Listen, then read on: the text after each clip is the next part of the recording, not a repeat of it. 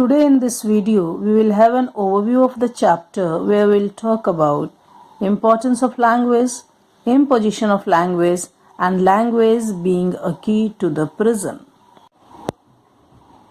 Hello everyone. In today's interaction, I'll be completing the chapter The Last Lesson. But before I go to the end of the chapter, it's very important to have a recollection of the points which we have discussed in previous pages. I'll have a very quick revision of the chapter. The background is Franco-Prussian War. The story is written in the backdrop of Franco-Prussian War. Location is Alsace and Lorraine, a territory in France. Characters are Franz and M. Hamel, a student and a teacher. One morning, Franz started late for his school, and when he reached the school, he found the school different than other days. The school was silent and quiet, no commotion.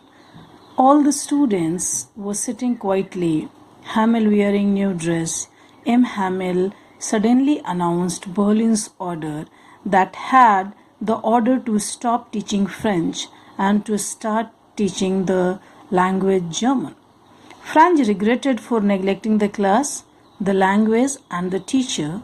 All of a sudden, he developed a love for the language and for the teacher, whom he always found very strict. When everyone reached the class, M. Hamel started asking questions on participles. He asked everyone. When it was the turn of Franz, he failed to answer, for which he felt very bad that day because he knew somewhere it showed his disrespect to the language and to the teacher.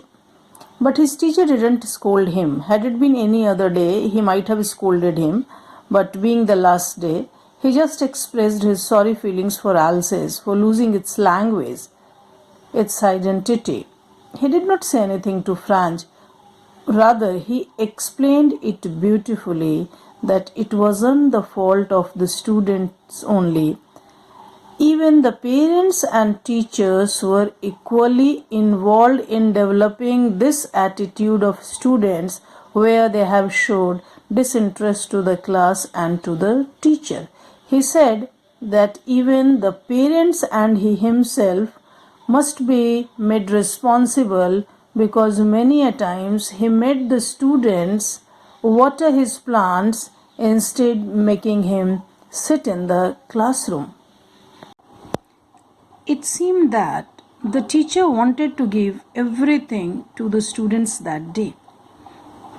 He continued teaching. Franz paid attention and understood everything that day. Never before he attended the class so attentively, never before the teacher taught so patiently. Because it was the last day, there was a dedication from both the sides, and both have realized how much love they have in their heart for their nation and their language.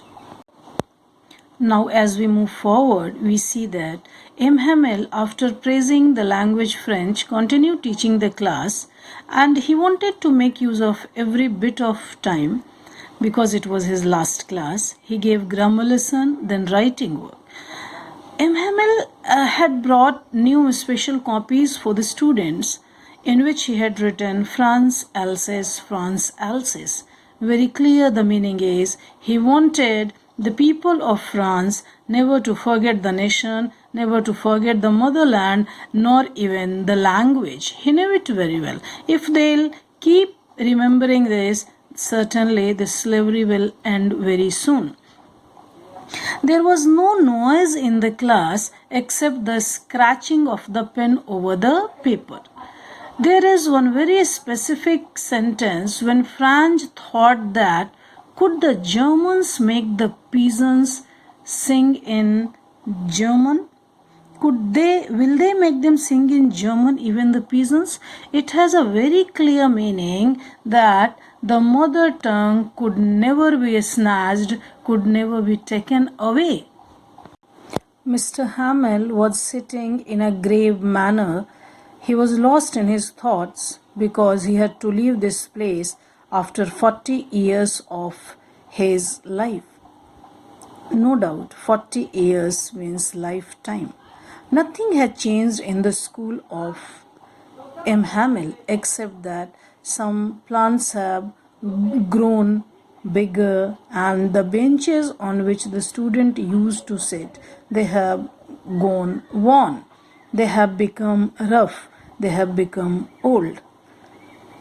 Everyone kept on studying till last minute, the old Hauser and the other students.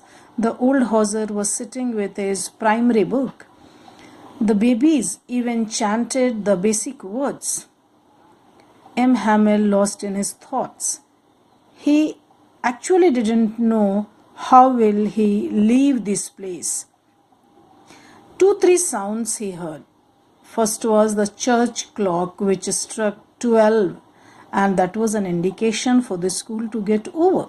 Then the Angelus, the church song, which is always followed by the church bell.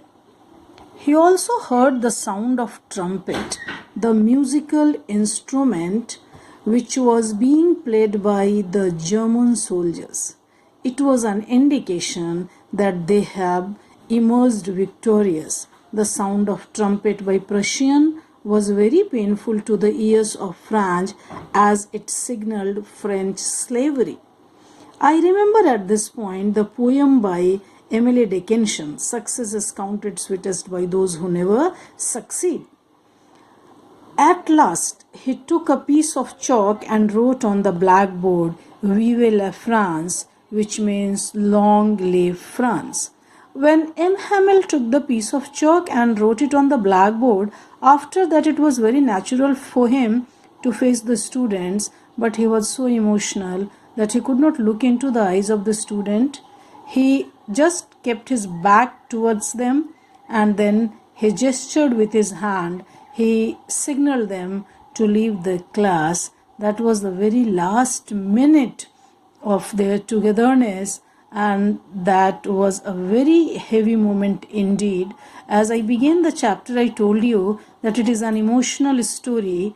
I must say it had a less emotional beginning but more emotional end when M. Hamel gestured the student to leave the class, and the man who had been a dedicated teacher had to leave that day because no fault of his own, but because the territory of France had been conquered by Germans. So altogether, it is a beautiful war story that teaches us so many things.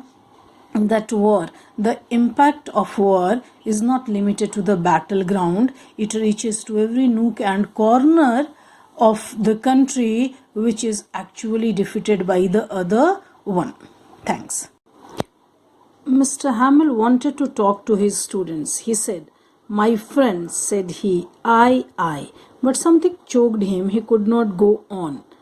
Then he turned to the blackboard, took a piece of chalk, and bearing on with all his might, he wrote as large as he could, "Vive la France." He wrote as large as he could because the size of the letter is proportionate to the love he had for his nation. He wanted to show it as bigger as he could. Then he stopped and leaned his head against the wall. This statement shows how painful the moment was. And without a word, he made a gesture to us with his hand. Without a word, because his throat was choked, he was not in a position to speak. He made a gesture to us with his hand, and he just signaled the students, "School is dismissed, you may go." And that was the last moment, how he bid farewell to the students with whom he was there in that school of Alsace and Lorraine. Hope you all would have understood. If there is any difficulty, any query, we are always together. We will be talking about that. Thank you.